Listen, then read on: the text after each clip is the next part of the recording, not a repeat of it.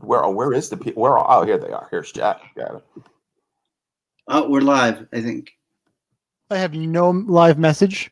Oh, you don't see? I have us going live. So well, then, just in case we are live, there it pops up. We are back and we are live with some technical difficulties, and now the stream just jumped to 24 seconds, which is incidentally how long I think Dominick Reyes could potentially last on Saturday night. There you go. There's the segue. UFC back, 247. Nice. John Jones against Dominick Reyes. Here, I'm going to break down this card, every fight, talking DFS. I am your host, Daily Fantasy Sniper. With me, as always, the co-host, the analyst, Chris Olsen. You can find him on Twitter at RealChrisOlsen. Joe, better known as Sun Tzu. Guys, back for another pay-per-view card. Not a card I'll be spending $60 on, but a card that has got arguably the GOAT on it. I think I'm going to do a podcast somewhere else where I argue John Jones isn't the GOAT, but Wait. Did you say you're not gonna buy it, or it's not a? I'm not going to buy it. Really? No. Wow. Okay. No, I'm not paying $65 for this card. No thanks. Okay, I didn't invite you over, dude, but it's a long drive. I mean, I'm buying it. No. I'm not gonna. I'll find a way to keep up with the fights. Well, okay. This card is like we joke around a lot, like or we say a lot, this isn't really a pay-per-view card. This is the first pay-per-view card in a while that actually feels like a fight night card. There's a lot of fighters on here that you have to look up because they're making their debut. There's a lot of fighters that have like 2 or 3 UFC fights on here. It's top heavy. The card's super top heavy. There are top heavy. I think 8 of the fights have fighters from Texas. That's right. Yeah. Oh, by the way, I shout out to chat. If anyone can help me, if anyone who's watching Invicta while watching us and can tell me who the new commentator is on Invicta, I would be much grateful. That being said, I also want to throw it to chat. I think one of my favorite comments in a while was already posted by MMA KO. Because we've already had one fight happen this weekend, and it's Ewell Romero 1, Izzy 0. He clearly won the dance-off. One of the more entertaining weigh-ins you'll see in a while. But let's get down to business. Let's talk UFC 247. But before that, I have to tell you to make sure like, comment, subscribe to the podcast, and also go to rotowire.com/free for a 10-day free trial to all their premium content. No credit card required. Daily fantasy, season-long optimizers, all that good stuff. Subscribe on iTunes to RotoWire MMA. Like, comment, subscribe to RotoWire on iTunes. If you are watching it live, welcome to the guys in chat. And let's just jump right to it because we are going to talk. There's not a ton of dogs on this card. There's one line value spot I don't like, one I do like, and this is my favorite underdog on the card. We have Austin Lingo taking on Youseff Zalal. Lingo's 8,900. Zalal is 7,300. My boy is a plus 185 dog. Lingo is minus 200 on the comeback. Fight doesn't go to decision, minus 170. So it smells like a good GPP fight. Sun Tzu, we'll start with you. Joe, what do you got for this fight? Yeah, I mean, this is a weird fight. I mean, you got Lingo, who is a Texas boy, trains at Fortis, 7-0, flash finishes, against a guy who is, in his last 3 fights, is 1-2. So on paper, it's really kind of weird. I mean, he did win, I guess, his last fight in, spectacular fashion with a flying knee. I was ready to dismiss him until listening to James Lynch. Apparently, James Lynch has heard some things from this guy's camp, Zalal, that he is one of the best guys at the camp. Apparently, maybe gets a little nervous sometimes, but at what 7.3K, I think he's worth a stab, and it's probably a good fight to target. And I would certainly caution people against going all in on Lingo, looking at that 7-0 record and thinking lock and load. But I think it's a good fight to target. I'm going to have exposure to both sides. I guess I'll pick Lingo to win just because he is the local guy, training at Fortis. But I think you should have some exposure to both sides. I will say Lingo is a one-dimensional boxer. He's super aggressive, every second this fight's on the feet is danger for Zalal, but I think he gets it down eventually. And he's just long. I think he just has to avoid the early bum rush. There's every chance Lingo knocks him out in the first 45 seconds. It totally could happen. But I think past that, I think Zalal's got tons of tools to win this one. Chris? Yeah, well, Joe kind of disappointed me because I watched him with Brett yesterday, and he was calling him Ringo. And then he opened up here calling him Ringo, and I had my Beatles joke already, and he didn't call him Ringo. I'm going to do it anyway. I wonder if Johnny Ringo from. I wonder if Austin can win this fight with a little help from his friends. But anyway, I think Shaun summed it up pretty well. The thing about Lingo is he's one of these guys. His fights don't go very long. He blitzes forward and he knocks his opponents out. Thing is, though, that's part of what got Zalal beat in his last loss was a guy who just kept taking it to him. And now that guy seemed to be a pretty experienced judoka, using a lot of judo throws. And I will say that Zalal's pretty scrambly on the ground, too. He's at least a worker from his back when the fight goes there. But I like Zalal. I like his in and out movement. He seems to be very quick. I just wonder if the rushes from Lingo are going to get there, because if they don't work, then Zalal is going to have his way. But I think he might have a little trouble finding his range here. Ultimately, I'm going to pick Zalal because I think he's just the way more technical fighter who actually has like an idea of what he wants to do besides bum rush and then like maul you. But I think Lingo is pretty definitely live to a knockout. I also think because people don't know a lot about this dude, that could depress his ownership at 8,600. So I like him as a play, but I think the pick of the fight is going to be Zalal. And moving on, second fight of the night, odds value spot. I think people could get caught up in. We have Andre Ewell at 8,400 taking on Jonathan Martinez at 7,800. Line on this fight, Ewell's minus 120. A little bit of value on Martinez at plus 110, and it's moving a little bit. If the line's actually at dead pick'em minus 105, 115 in some spots. So movement towards Martinez. Overall, I think regardless of who you like in this fight is dog shit for DraftKings and is a better fight to bet on if you have a lean than for DK. If this fight scores well, I'm going to have a rough night. But give me Andre Ewell, as I think he's the better rangy striker. But it is a close matchup, but one I don't really care about for DK. Chris, I know you have an opinion on this one. Yeah, this is actually for a betting article that I wrote that you can check out on my Twitter or at rotowire.com. I have a link on my Twitter. But I picked Ewell to win. I think that he has got one really major advantage in this matchup, which is more than one. But one major one is his speed. I think that if you watch Jonathan Martinez as a striker, what he likes to do is he's really aggressive. He pressures you forward, but he's not good at cutting off the cage. And that, I think, is going to allow Ewell, who is a really precise counter striker. We saw that our first introduction to him was him fading back and landing a fadeaway left hand that almost knocked out Renan Barão. So that's really what he likes to do, is be a sniper. I think he's going to have a lot of opportunities to do that here.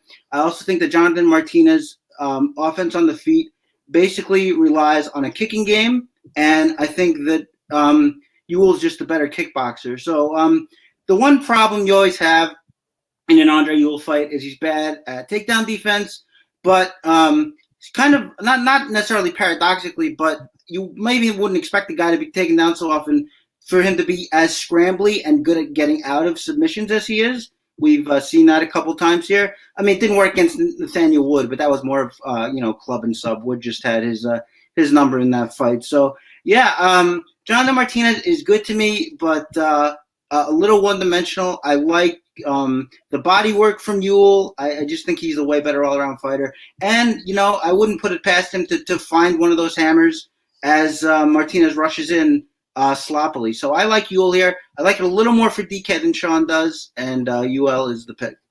Joe. Yeah, so I have to agree with Shaun. I mean, Ewell has never scored more than 72 DraftKings points. Martinez has never scored more than 76 DraftKings points. Not a fight I'm really looking to target. And generally when that's the case, in mass entry GPPs where I want to get, some exposure perhaps to all fights, I'll probably take the odds value. But again, there are 12 fights. I don't know that I guess if you're looking to, pass on a fight, this is probably a pretty good candidate. Although Martinez did win his last fight in the third round with a flying knee, he seems to only beat Chinese fighters. Still scored 71 points. In the UFC, yes, scored 71 points because it was late, but at least he showed a finish. I'm gonna go with the slight upset, the slight odds value, but I really don't see a ton of value in this fight. It's just that Martinez seems to fit better in lineups at his price point. And I sure as hell would not pay up for Andre Ewell. All right, moving on. We have Domingo Pilarte, 8,200, taking on Journey Newson at 8,000. Pilarte minus 120. Comeback on Newson plus 110. Fight goes to decision is minus 160. Pilarte going to be huge in this fight. I think he has a grappling advantage. He's like 7 inches taller. I like Pilarte a bunch in this one. Joe, how about you? Yeah, so, Pilarte, in the words of, Cody Safick, shit in the apple pie, last fight against Kolaris, who, we've obviously seen Kolaris, has got a chin on him and is hard to put away. But he was a massive favorite, in the last fight. He was, minus 365, I think he went off at, and was pretty high priced on DK2 and reasonably highly owned. And he lost the split decision to Kolaris. I guess I'll go back to the well just because of, his grappling and wrestling advantage. Newsom is tough. But he can probably out physical Pilarte's early, but I guess I do think that he has Pilates has a distinct advantage on the ground. He does have a height and length advantage. I'm going to go back to the well with him one more time. This is not a fight I love to target. But I guess I'll go with Pilarte one more time. Chris. Yeah. Well, we know that Pilarte is really tough. That's not a great thing to know about a fighter after we've seen him 2 times, because what it means is he gets hit an awful lot, and Pilarte does. He very much has that Luke Rockhold defense where it's just a tall guy who tries to pull back, and then when he tries to pull back, he gets killed for it. The reason I'm picking him here, and actually more convincingly than I would have thought before looking at tape, is that we just saw Newson struggle with a big, tall, rangy guy, and Pilarte's even bigger than Ricardo Hamish is, not by a lot, but by a decent amount, and I think I see a lot of people picking Newson here just because of how, like I said, how Pilarte had to show off his chin in those two fights, his Contender Series fight and then his official debut. But those guys were significantly more rangy than a guy like Newson, who's gonna have to try to close this distance. He's gonna be liable to eat knees. He's gonna be liable to eat uppercuts. If they do get tied up, Pilarte always looks for the back. He always looks to create scrambles.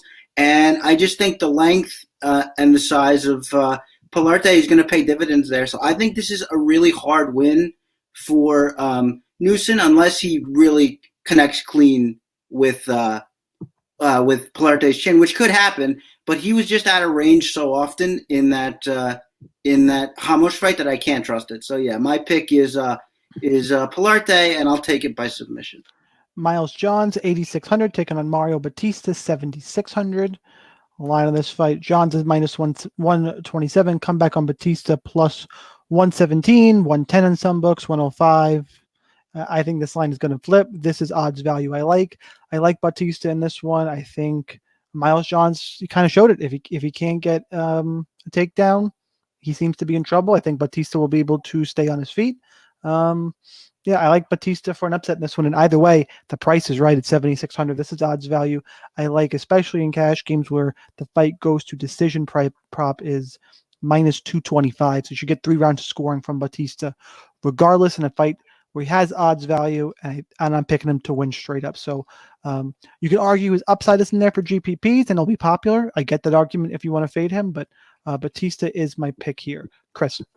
Yeah, I've liked Bautista in the past, but I'm gonna stay away from it here. I think the main reason is that like when he's exchanging on the feet, he loves getting into those wild exchanges. We saw that a lot in the Jinsu San fight, and if Jinsu San had Miles Johns' power, I think Bautista would have been knocked out in that fight a couple of times. I just don't think he's going to be able to afford to sit and trade in the pocket like he likes to do here. He might be able to stay on his feet, but I think that, look, I don't think Jinsu San completed that many takedowns, but he got him off his feet a couple times. What we saw is Bautista using his base well and getting back to his feet. So he can do that again here. But I think that, I don't know, for me, it's just that Bautista's I think he's going to take too many chances on the feet here. He's the better grappler. If I thought he was going to doggedly pursue takedowns, I'd have a better time with it. But something just sees me with him in these exchanges and then eating the hammer and getting knocked out. So I'm taking Miles Johns here. Joe. Yeah, so I'm on Bautista here. Fight of the night against Shaun last time out. MMA lab guy. Of course, Johns is a Fortis guy from Texas. So, kind of going against the, the Texas bias there and the Fortis bias. At 7.1K against Shaun, he landed 129 significant strikes, scored 95 DraftKings points at 7.1K. I'm not expecting him to repeat that here. Although this is kind of a striker versus, to Shaun's, someone who's going to look maybe to grapple. 2 split decisions for Johns. I mean, he only scored against, in his split decision win against Smith, he only scored like 61 points. I like this fight. I think it could be a decent fight to target, but I'm definitely going to be, there's odds value in Bautista. I like where he trains. I think that he's the much more prolific striker. He's a volume striker. I'm going to just go with the odds value and take Bautista here. Moving on, we have Alex Morono at 9,100 taking on Chaos Williams at 7,100. Morono, big favorite in this fight, minus 330 right now. Comeback on Kalinn. Chaos Williams is plus 300. Fight doesn't go to decision, minus 125, which to me actually seems a little low because Kalinn Williams is a wild man who's either going to knock you out, get countered and knocked out. And when he gets tired, he shoots sloppy takedowns. And Morono's got a decent BJJ game. If you can't tell, I'm on Morono here. And Williams puncher's chance. That's really it. I don't think he's very good at all. And I think Morono's going to go under-owned in the price range he's in, quite honestly, because everyone's going to want to pay up to, Jones and Shevchenko. And I think Morono could get a little lost. Good GPP play for me. Joe. I like Morono here. I mean, the last time he was 9.1K was against Zach Otto, and he put up 114 DK points. Max Griffin, that was a gritty win against Max Griffin, put up 81 DK points at 8K. And then against his third fight that he won was against Song, 79 points at 7.9K. So he's been at or exceeding 10X. I think this is a tough fight for Williams. I mean, Morono is tough. He's a veteran, trains at Fortis, Texas guy. I just think everything's lining up here for him to win, and I really hope he will go under-owned, to your point, Shaun. I don't think he's going to be as low-owned as you might think, simply because, he's taking on a newcomer to the UFC who's taking the fight on short notice. Yes, he's 9-1. But I still think that, Morono should be able to not only win, but get the finish here. And, he has a history of getting 10X on fights that he wins. So I will take Morono here. Chris. So I think I have a much more definitive take than Joe. Chaos Williams seems to me like someone who is still thinking about what he's doing in there while he's in there.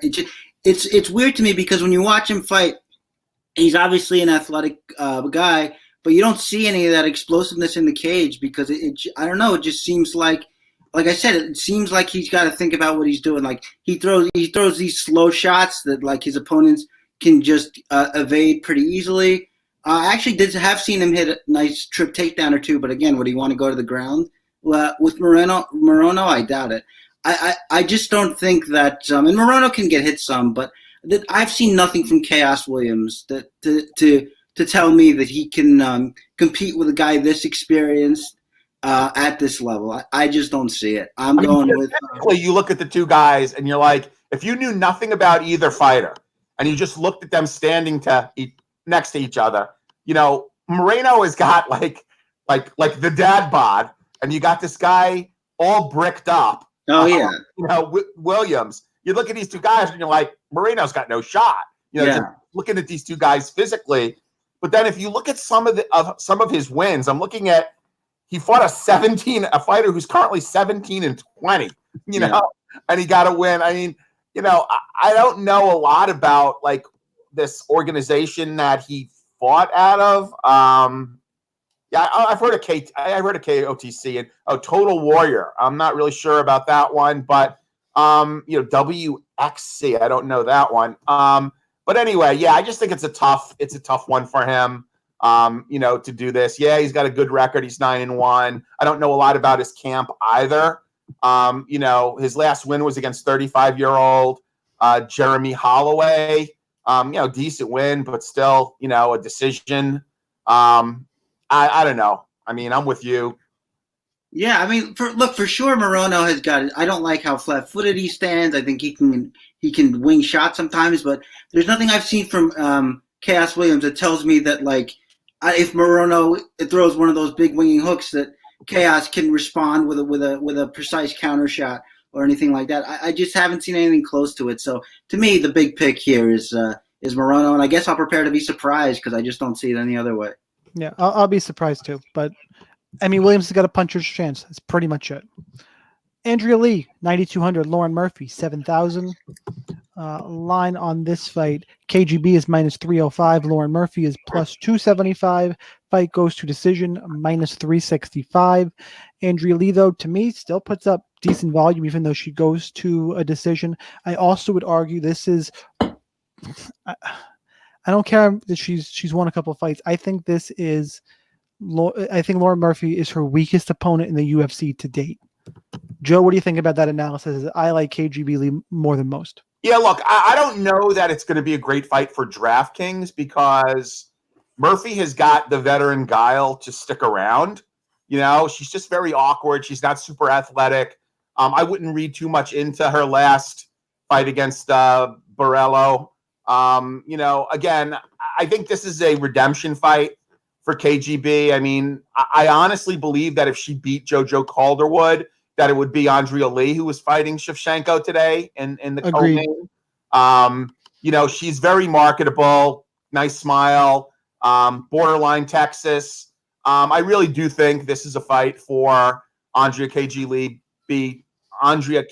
Lee to win. However, I don't know that I see value at her price point for DraftKings. I mean, if anything, maybe a contrarian play.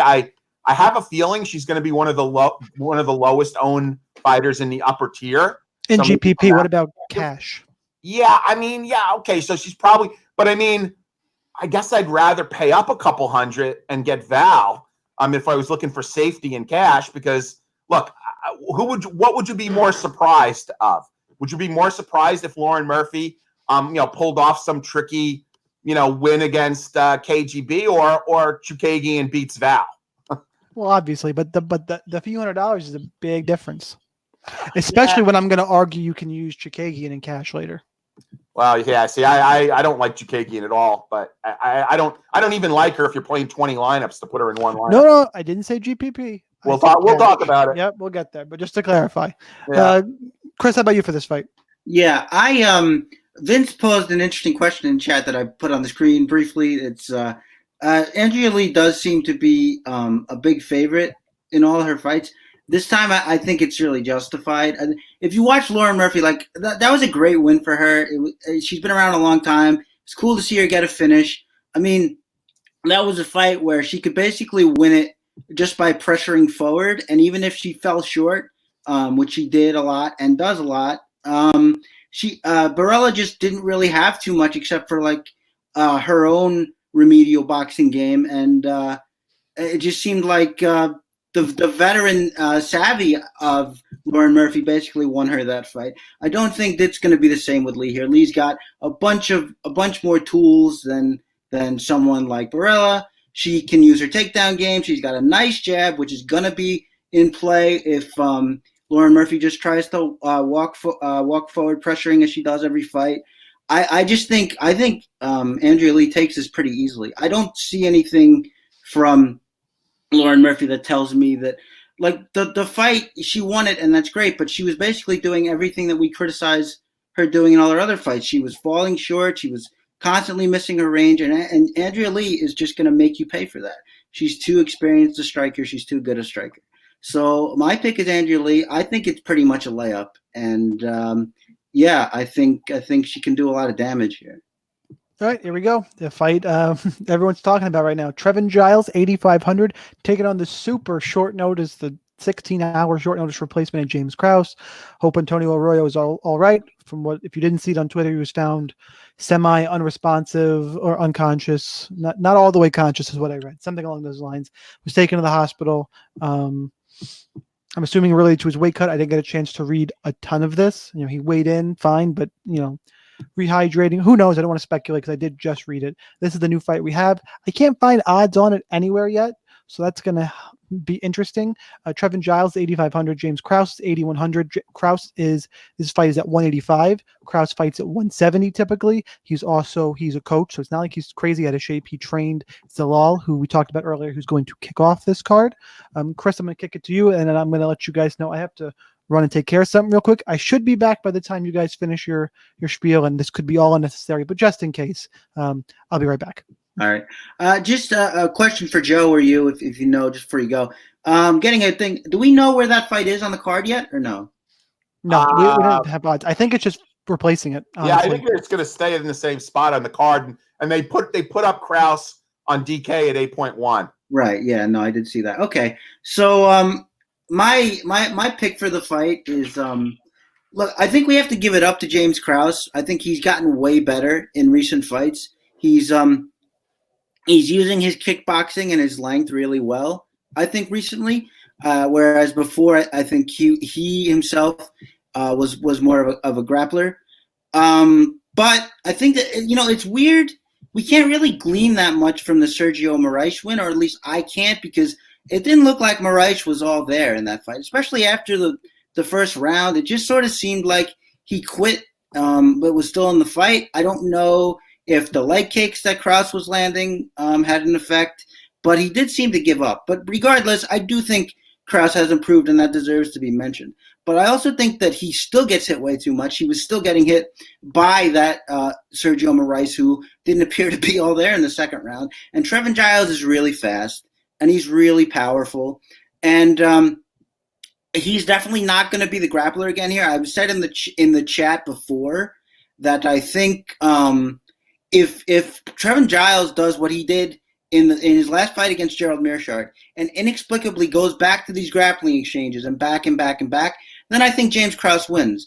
I hope that somebody threw some cold water in his face after that fight and said, "What are you doing? Stand up." I think if he stands up, he wins this fight. I think he's going to pick James Krause apart. I really do.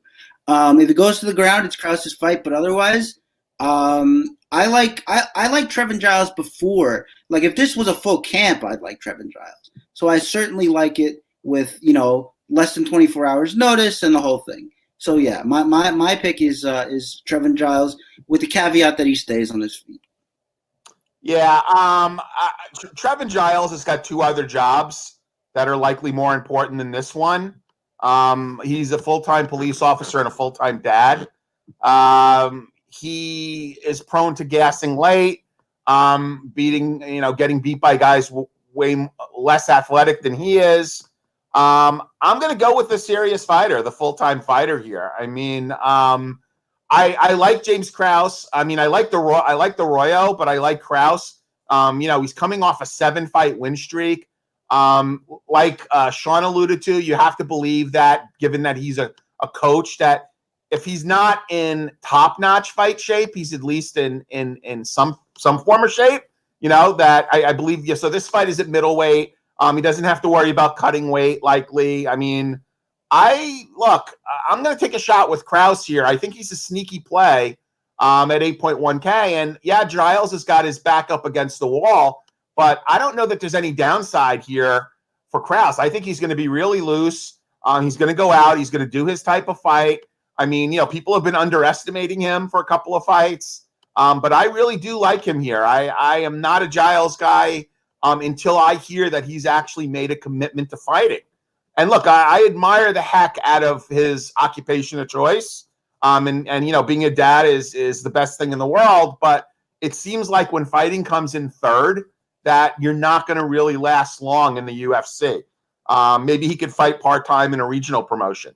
So give me the dog here. Give me James Krause. Well, assuming he's going to be the dog. Give me James Krause, and I think he's a sneaky play at 8.1K. So, Joe, this is all very new. What do you think the ownership is going to be like? Yeah, that's a good question, man. Yeah. I don't know. I don't know what the ownership is going to. I am not great. I'm not a big ownership guy.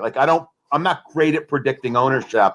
I would guess that coming off of 7 wins and being a fairly recognizable name in the UFC, I think Krause will catch some ownership. But there's also going to be, we all know this, there's also going to be dead money on Arroyo. There always is. And, the later in the week the fight gets canceled, the more dead money you see. Right? You need some odds too. There's going to be some dead money on Arroyo. I guess Giles will probably be high. Well, I don't even know. It's all depending on what the lines are. That's going to tell you everything. Yeah, I guess. Did you give your pick before you? No, I haven't had enough time to look at this fight, so right. I can't give one yet. My gut right now is leaning Giles just because of the size, and he's fought as low as lightweight before, but I need to see how big the size advantage is because skill wise, I kind of like Krause here, but that's the spot I'm in right now. I'm probably going to play this one with the odds. I'm going to see where the odds value takes me. Oh, by the way, I just want to give a shout out to, I just noticed in chat that MMA KO is in chat. And if you've never seen this guy's vids, he does these really cool high production value vids. There's really great music in the background. And very creative. I like it. He uses the videos as a way to put his picks out there. Really, really cool vids. And I missed him in Boston. It's too bad, but definitely going to hook up with this guy one day, maybe even do something with him because he's really got great production value in his vids. So just a small segue. Thanks for jumping in chat. Just a little poll from the audience. We do have Tyler Mead says he's expecting Krause to be a big value by the time the fight starts. So yeah, it'll be interesting. Like Shaun says, I do think it does hinge on the line value. Once we get that, we'll have a much better sense, I think. All right, let's move on. Derrick Lewis 9,000. The light heavyweight Ilir Latifi 7,200. Line in this fight: Lewis minus 215, Latifi plus 195. Fight doesn't go to decision minus 260. I like Lewis. I don't think Latifi can stay conscious. I'm worried about the output. And at 9,000, if Lewis doesn't do it in the first round, we've seen him score garbage on DK plenty of times before. But I like him. I like this as a GPP fight. I do think Latifi is live because he should be faster in this fight, but Lewis is always losing until he wins. And fighting in Texas, I also think we're just going to see a different Derrick Lewis. That's narrative based, but I think we're going to see a very mean black beast. I like him, another pay up option. But Latifi live dog for your GPP lineups. I don't know who went first or last time. I heard Joe talking, so I'm going to start with Joe. Yes. Oh, yeah, that's right. I went last. So, yeah, look, again, there is a lot of narrative here on Lewis. I do think he's picked up his training a bit. He wants to put in a good show in front of, Houston. He's very big in the community. Obviously that could be distracting in some instances. But I just think, honestly, this is a bad stylistic matchup for Latifi. I mean, the size difference is huge. I mean, don't tell me with a straight face that Latifi is 5'10". He's maybe 5'8", going up against Lewis. So the issue for DraftKings is that if you don't get – Lewis is very low output. So if you don't get a finish from him relatively quickly, he's not going to score real well. And he is priced up. So I've been kind of flip-flopping on whether this was a fight I wanted to target. Part of me thinks he could starch Latifi early, but then the other part of me says if this goes deep, you're not going to get points out of Lewis, and he's not going to be that great of a DraftKings play. So I'm not honestly sure how much I'm picking him to win the fight, but I'm not sure yet how I'm going to play him on DK. Chris. Yeah. Okay. So this was one of my picks on my betting preview as well. I've seen a lot of people saying stuff like, I mean, I think the main argument, Shaun just went over that Derrick Lewis is just too big, and there's no way for him to get past the range and the size. But the problem and Latifi can't stay conscious if he eats one shot. Well, okay. I mean, I don't know. Have we seen him get deaded from one shot before? I don't know if we've. I mean, we've seen him get deaded, period, at light heavyweight, and now he's fighting a heavyweight. Sure, but those were accumulations, right? I don't deny that Derrick Lewis is obviously the most powerful guy he's ever fought. But my point was just going to be, like, if we're just talking about range and height, well, we've already seen him do that once. In fact, OSP has got an inch on Derrick Lewis as far as reach goes.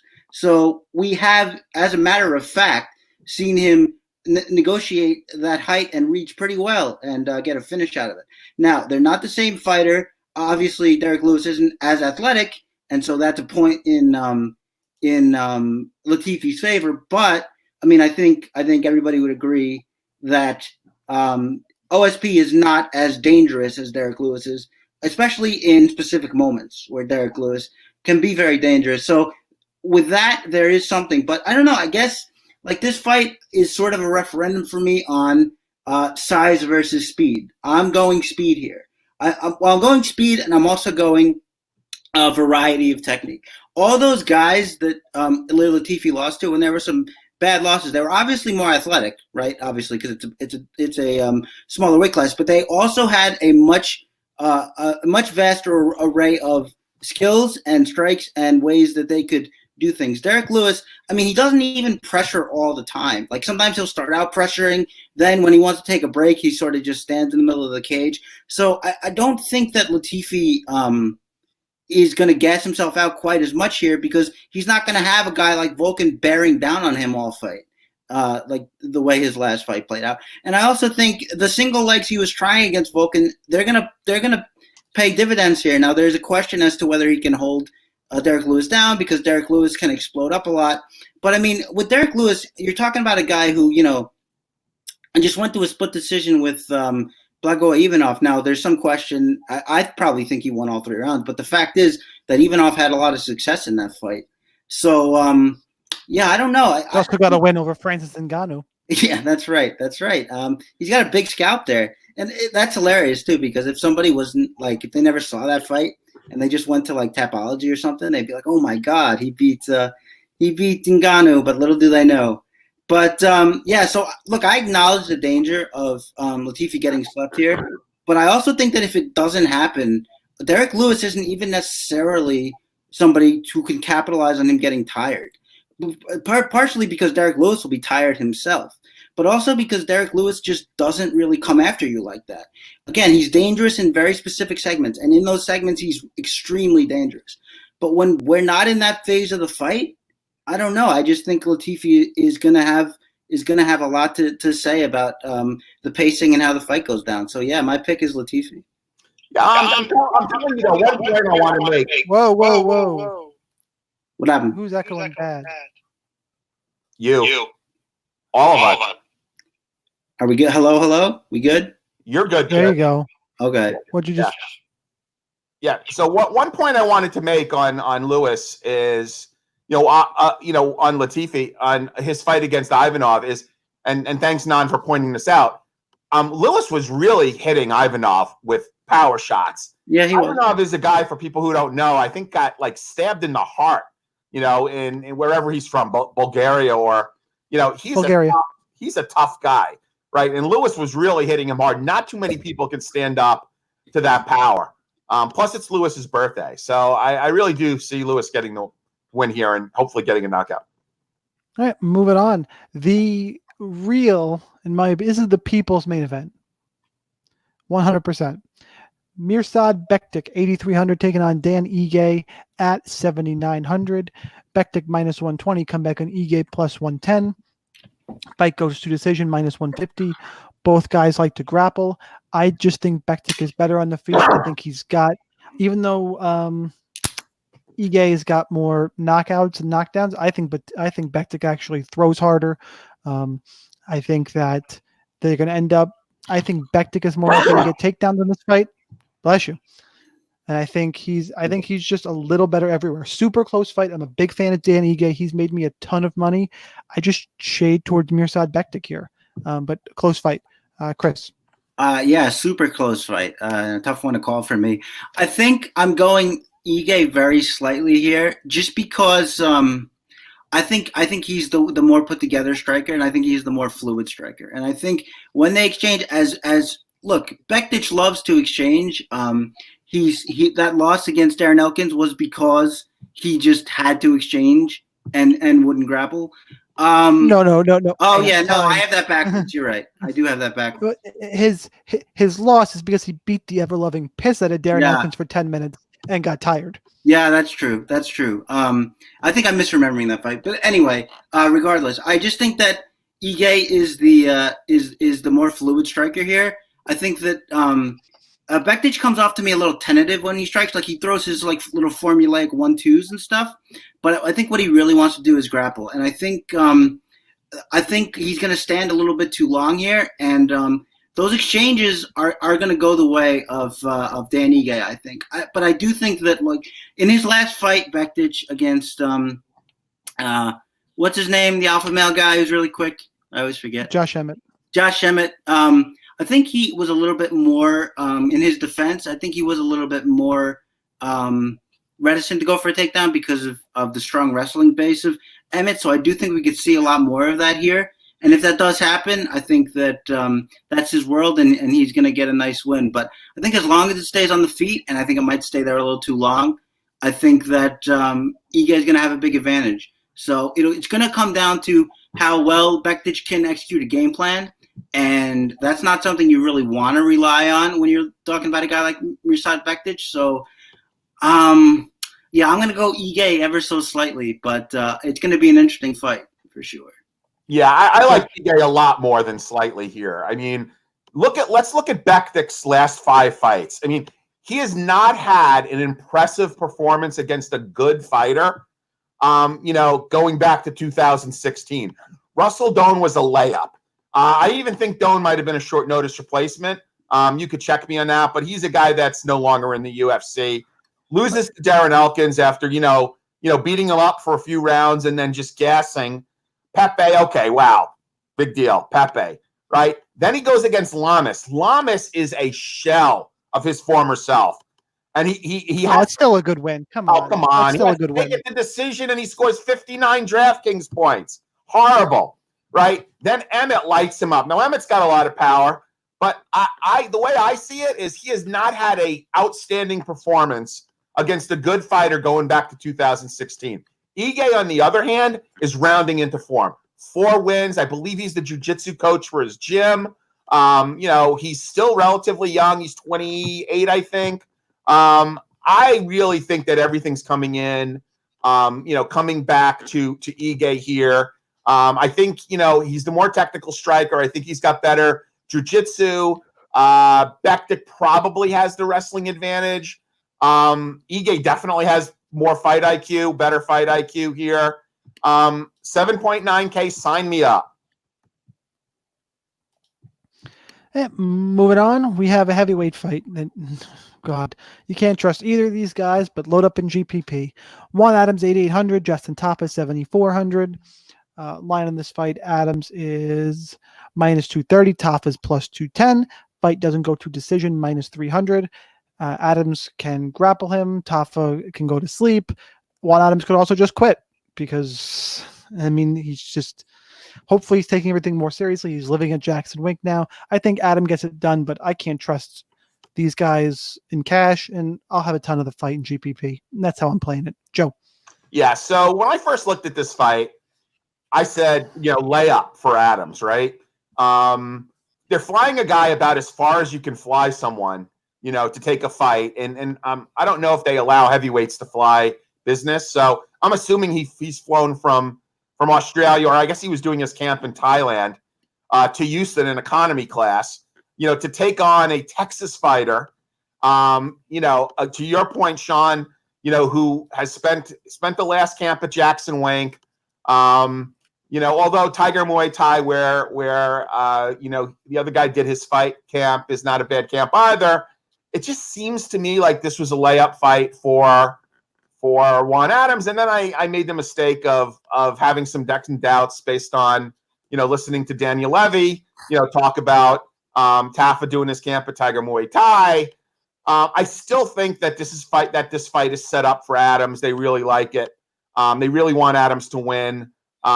So I think this is going to be, this has got a very high inside the distance prop.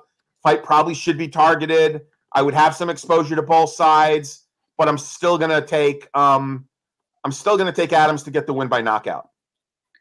Chris. Yeah, I don't know how you could ever come to the conclusion that Juan Adams is a layup in any fight. I do understand his play. He's a bigger, more experienced guy. He's a wrestler. He's sub 9,000. So I get to play from a DraftKings perspective. But here's the reason I'm picking Tafa, and maybe somewhat suicidally did so on my my betting preview as well. But we'll see how it goes. Look, Juan Adams isn't that good. His one win in the UFC comes against Chris De La Rocha. At the time, I think I either picked De La Rocha or came very close and said Juan Adams. I was getting a lot of heat for just doing that, and then they have like the sloppiest fight ever where De La Rocha wins the second round, and they literally have to like stop and take breaks because both of them are so gassed out. So it wasn't pretty. But my point in bringing that up is that Juan Adams hasn't beat anybody good. He's beaten one guy in the UFC, and I think that if Justin Tafa and Chris De La Rocha fought, Tafa would probably beat him. Although I can't say for sure. I think that's probably the case. The reason I'm picking Tafa here is Juan Adams is just we haven't even seen that much wrestling proficiency from him. The only takedowns he actually got were in the De La Rocha fight, and those were just like running De La Rocha over and getting him down, which could happen here. And look, once he gets on top, he's a very big guy, and he gets his work done. But I'm not so convinced that like he's a good wrestler in the sense that like he's gonna actively go for a lot of good takedowns. Look, Greg Hardy, who admittedly is a lot bigger than Justin Tafa, but was able to basically just shuck him off with his base. So we're gonna have to see how that goes. And on the feet, where Juan Adams like to spend a lot of time, he throws arm punches. He just does. He doesn't have a lot of power, and so Tafa's tendency to just bull rush in that got him knocked out by like a hammer from hell by Yorin De Castro is not going to be at play here. Juan Adams is not going to be able to make him pay like that. I think that he's going to be able to bring a lot of pressure. I think he's going to hit very hard. He's going to be the most varied striker that Juan Adams ever fought. I can't believe I'm saying that, but that tells you the level of competition we have here. And I just think that the line is way off. So yeah, I'm taking Tafa here, and we'll see what we get. By the way, guys, I just saw in Slack, DFF Army Slack, that Krause is minus 165 on 5 dimes. Open minus 150, and now he's minus 165. Yeah, I'm going to be editing some lineups. Yeah. Moving on, co-main event. Valentina Shevchenko, 9,500. Katlyn Chookagian, 6,700. Line in this fight. Shevchenko, depends where you look. 5 dimes, minus 855. If you were to go over to inner tops, minus 1,400. So, yeah. Chookagian around plus 700 across the board. fight goes to decision -180. So I don't hate a punt Chookagian if she throws it air and the fight metric guys score tons of significant strikes. Wouldn't stun me. I expect decision here. Don't like this fight a lot for DraftKings, other than you could play Shevchenko in cash because she's super safe for a win, or you could play Chookagian in cash because it's a pure punt and get 5 wins elsewhere. Don't stack. It's one or the other for me, honestly. So that's what I got for this fight. Shevchenko wins. Let's not overanalyze it. Chris. Yeah, I actually think this would be a better fight for Chookagian if she didn't recently change up her style. She used to be very movement heavy and very like in and out, and that was those are the phantom strikes that come into play that Shaun is talking about. Over the last 2 fights, though, she's actually made it a point to sit down on her strikes more, and I actually think that's hurt her because she doesn't really have a lot of power and she doesn't really have a lot of like crisp technique. So I really think that actually hurts her in a matchup like this. I think that Joanna is basically going to pick her apart if she tries to stay in the pocket. If she gets on her bike, it's a little more interesting. But even then, like, we still have to consider the wrestling advantage that Val is likely to have. I mean, if you remember back to her fight with Cachoeira, like the second she got hit, she went in for a takedown. So she might just not even choose to mess around. She probably could have. In fact, definitely could have just taken apart Cachoeira on the feet, but she didn't even go for it. She might just lean on her wrestling here as well. That'll be good for DraftKings. I don't know. I think that actually the standing in the pocket version of Chookagian makes it a more viable fight for DK if you're taking Shevchenko, because I think she's got a lot more opportunities to be hit hard, and I think she will. So I don't mind taking Val as like sort of a pay-up contrarian play. I do agree that this fight likely goes to decision, but I do see avenues for Val to score some points. So I'd say keep that in mind.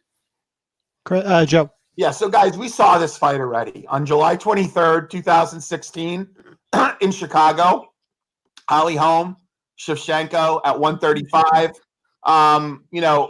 One thing I would say that Chookagian is a poor person's Holly Holm. One thing that Chookagian is seemingly good at is avoiding taking damage.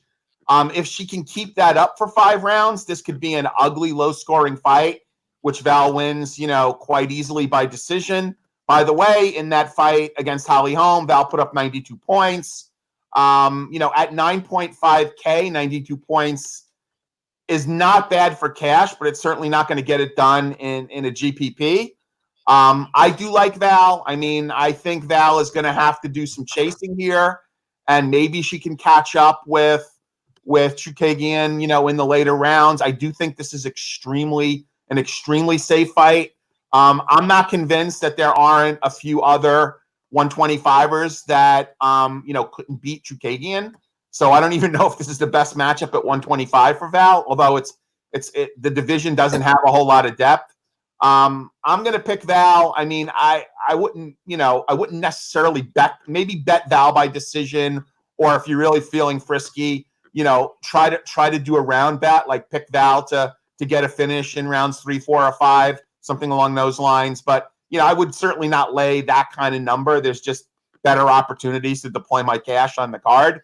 But give me Val here all day. Don't see it as being a great GPP fight, safe in cash. Val all day.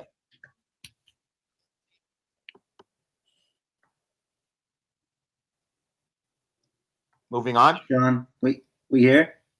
Shaun's on mute. Oh, Shaun, you're muted. No. Or maybe he's frozen. I can't tell. Shaun, I'm having some connection issues, but hopefully everybody can hear me now. Yeah, you're good now. Yeah, we got you now. You're a little bit. You guys got me? Hello? You're in and out a little bit, yeah. Is it really windy out there? Here, You try gotta to kick me. You gotta kick me. Yeah, maybe try to come back. Yeah, in. we're having. Okay, you want me to kick you out? Okay, he'll be back. We are just we're about to go into our main event. I want to tell everybody, please, if you like what you're seeing now, like, comment, subscribe. It really helps us out with the algorithm and stuff. Here's Shaun again. Shaun, a really cool scrap on Invicta right now. Shaun's still having some connection issues, it looks like. All right. You good? Let's see. We good? We're having coming in and out. Ridiculous. Yeah, you're still a little choppy. Yeah, I know. It's like 20 to 40 miles an hour gusts, and yeah, it's no fun. Yeah, we're up to like. I'm surprised 60 my stream. Yeah. Well, you seem to be okay now. Yeah, you're good now. All right. I'll give my quick on this fight, and then we'll get to it. Jon Jones, 9,400. Dominick Reyes, 6,800. Line in this fight: Jones minus 450. Reyes plus 400. Fight doesn't go to decision, minus 175. Going to steal from Joe here. My narrative in this fight: I think Jon Jones is going to be angry. I think he's starting to hear people doubt him and not getting finishes, and it's a hunch because he typically wants to beat people at his own game. He didn't score well against Thiago Santos. He still did score well against Anthony Smith. Reyes, look, I just light heavyweight is shallow. Yes, he got a left hand. I think that's all he's got here. If Jones decides to wrestle, it's a wrap quick, and I think he could still beat him striking. So I think Dominick Reyes will be overowned to what he should be. Not saying he's not live, but I'm going to get leverage by going underweight to him. Give me Jon Jones. Like him more than Shevchenko. Probably my favorite pay up on the card. Chris. Yeah, I'm picking Jon Jones. I want to give a little bit of a defense of Dominick Reyes before I get to it, just because I think the Jon Jones path is kind of straightforward. I think that there were other people who had this theory before the Thiago Santos fight, and certainly isn't my brainchild, but I do think we have at least a little bit of evidence that Jon Jones isn't that great of a range kickboxer. I think his strengths primarily are, of course, wrestling and the clinch. He excels in those two areas.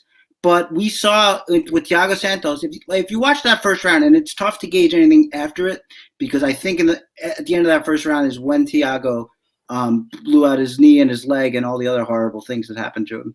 But if you watch that first round, it's basically just Jones waiting on Thiago and eating leg kicks and not responding to his rushes for the better part of 5 minutes. Now, there's a big difference, of course, between Thiago Santos and Dominick Reyes, and that's the fear that Thiago Santos puts in every strike. We talked about Derrick Lewis before. I think that Thiago Santos is very much like that, a light heavyweight version of that. And every time he throws his hands, you have to be worried that it's going to be the knockout shot. Jon won't have to have that much deference to the power of a guy like Reyes, but I still think that we saw that he can execute a step back counter in the Chris Weidman fight. He does that very well. I think he's got a decent kicking game himself. I agree that if Jones tries to wrestle, I think he should, but maybe he won't. We've seen Jon Jones try to almost defiantly in the past, and that might have been going on with the Santos fight too, almost defiantly try to beat his opponents where they're strongest.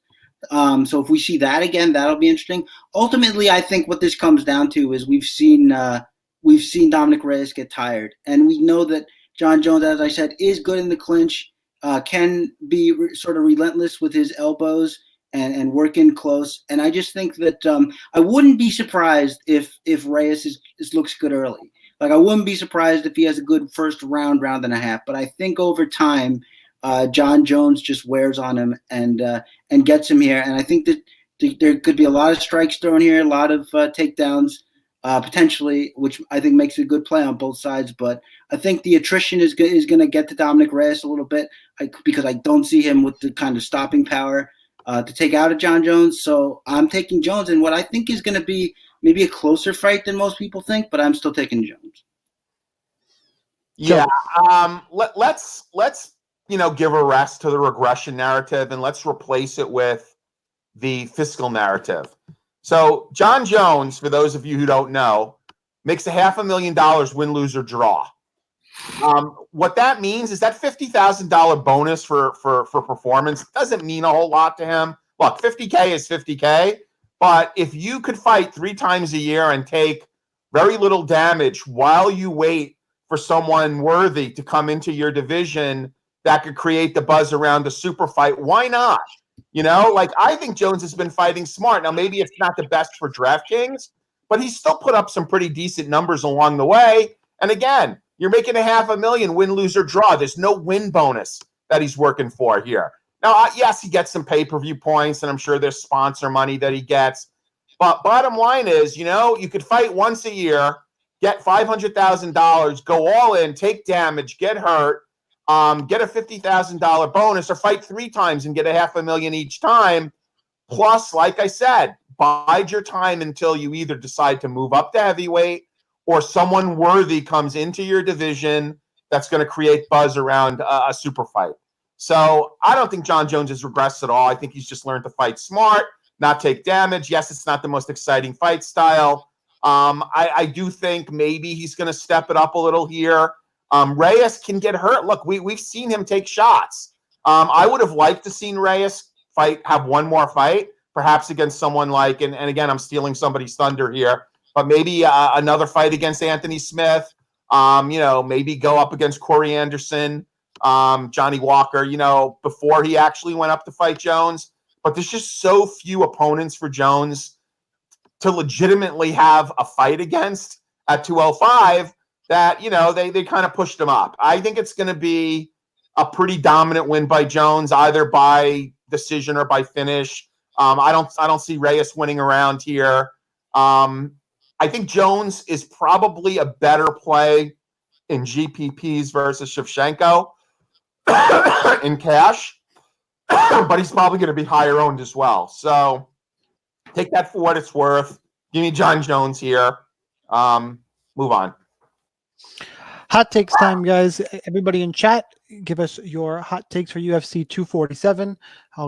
While everybody's thinking, I'll do the plug real quick. Go to rotowire.com/free 10-day free trial to all their premium content. No credit card required. Like, comment, subscribe anywhere you are watching or listening. We'll highlight a couple chat hot takes. Chris, you got one queued up, and you should just say Justin Tafa. Yeah, I was gonna say I love these. I love these cards when I have one because I don't have to think about it a whole lot. Justin Tafa, knockout. It's probably going to come in the first round if it comes, so that's what we're saying. Yeah, so there will not be a UFC champion on the optimal lineup. Okay, I like it. Give me Zalal by finish. Ooh, nice. That's hot. Yeah, that's let's see. In chat, I'm not able to highlight them, Chris. So let's see. Just read them out, and I'll click on whatever you say. Geronimo Reyes KO 3rd round. Ryan Barton says Newson inside the distance. Okay. And I think that's all I really see here. Come on, Nan. Guys, let's get a couple more. Where's your hot take, Nan? We're only once a month now, guys, so you're squandering your opportunities here. TJ, no fight of the night bonus with 3 split decisions. I'm talking. I think you mean the main card. That's weird.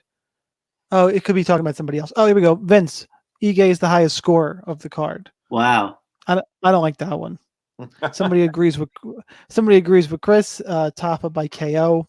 Oh, nice, Thomas. I'm gonna. I know that we've already said it, but I'm gonna put it up again just because it deserves it. I appreciate the courage there. Thomas Tyner.